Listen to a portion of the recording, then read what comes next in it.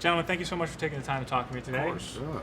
Jeremy, Yes. Wind River was an amazing film, Thanks. and it was really intense. Did you need to like wind down with a film like Tag? Wind down? Yeah. Well, maybe just go into physical therapy. Maybe from Wind River is more like therapy, and then Tag was physical therapy on my arms. And John, with Tag, you need to create like lifelong friendships in like a very finite time. How do you build that chemistry? Well, I already knew this guy. We worked together.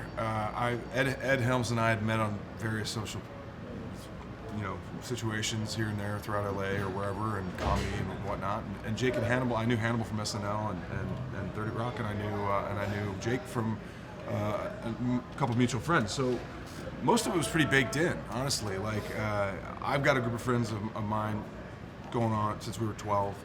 That I'm still in pretty much daily contact with in some way, shape, or form. I think most of us have people like that in our lives. And what the movie really talks about is how those people are wildly important, because they center you and they ground you and they keep you connected to that youthful spirit that is so invigorating. And Jeremy, this film is full of like one-liners and a lot of physical comedy. Which one is harder, the physical or the one-liners? I think they're both equally difficult, Like Hannibal was fantastic at those just bombs he would bring at the end of anything. Just like, what? Was he in the scene before? And he just dropped this massive joke. And he does it constantly. Yeah. I'm like, I think he was sleeping the entire scene. And then he just wakes up and just like drops this comic bomb of awesomeness. I think that's just set up as a thing. You can't really think about it being difficult. It either works or it doesn't. And same with the stunt, either works or it doesn't. It's got to be fluid and keep trying. After I saw Tag last week, I literally had to call my buddy and be like, hey dude, how's it going? What are you doing? And I'm like, I couldn't believe how much heart came out of this film. Like, Yeah. Did you guys see that when you were putting it Yeah, together? That was our hope. You never know.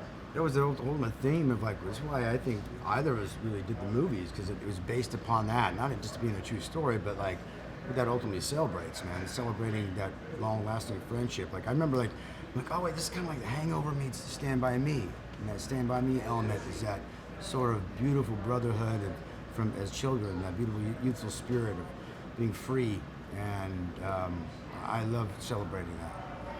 And John, I was researching you and I saw that you're a big comic book fan. That's pretty awesome. You're sitting next to Hawkeye. Did you read Hawkeye books when you were a kid? I didn't read the Hawkeye books. I definitely had, my era of comics was the 80s.